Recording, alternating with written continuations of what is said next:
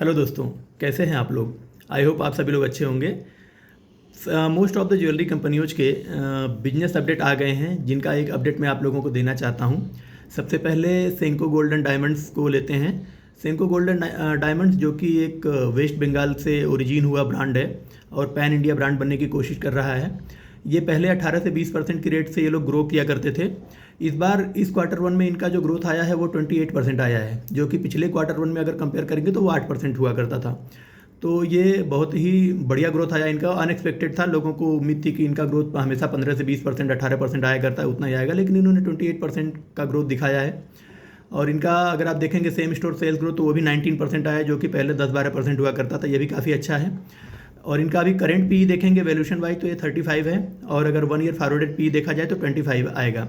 और अगर 25 के पी पर 28% का ग्रोथ इंजन मिलता है तो ये काफ़ी अच्छी डील है। डिपेंड करता है कि ये क्या अपने इस ग्रोथ को सस्टेन कर पाएंगे आगे कि नहीं। अगर ये सस्टेन कर पाते हैं तो ये काफ़ी सस्ती डील और काफ़ी अच्छी है। सेकेंड नंबर पे हम आते हैं कल्याण ज्वेलर, जो कि साउथ से शुरू होकर एक ऑलमोस्ट एक पैन इंडिया ब्रांड बन चुका है। ये इनका जो गाइडेंस हुआ करता था पहले 35 से 40% से ये लोग ग्रो किया करते थे, लेकिन इस बार जो इनका ग्रोथ आया वो 31% आया है Q1 में, जो पिछले क्वार्टर में 26% हुआ करता था। और इनका सेम स्टोर सेल्स ग्रोथ 18% आया है। और अगर इसको देखेंगे तो इनका करंट पी 83 है और 1 ईयर फॉरवर्डेड पी 55-60 के आसपास आता है, जो कि अगर देखा जाए तो काफ़ी महंगा है।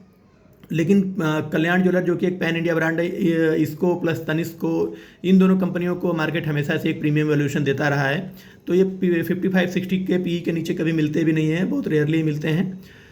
लेकिन इनका ग्रोथ रेट जो 35-40% हुआ करता था वो कम होकर 31% हो गया, तो ये काफ़ी अच्छा नहीं है इनके बिजनेस के लिए। थर्ड कंपनी हम लेते हैं तनिष्क। तनिष्क जो कि टाइटन के नाम से लिस्टेड है।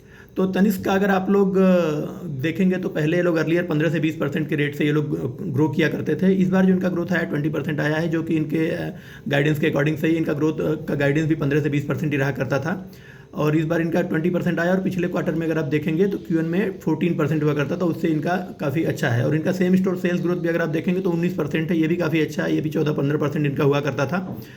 तो अगर इनका करंट पी देखेंगे तो 90 है, और 1 ईयर फॉरवर्डेड पी देखेंगे तो 70 है। ठीक, ये अपने वैल्यूएशन वाइज ठीक है, इनका ऑलरेडी प्रीमियम वैल्यूएशन मिलता रहा है, लेकिन यहाँ से पैसा बनाने की संभावनाएं बहुत कम है।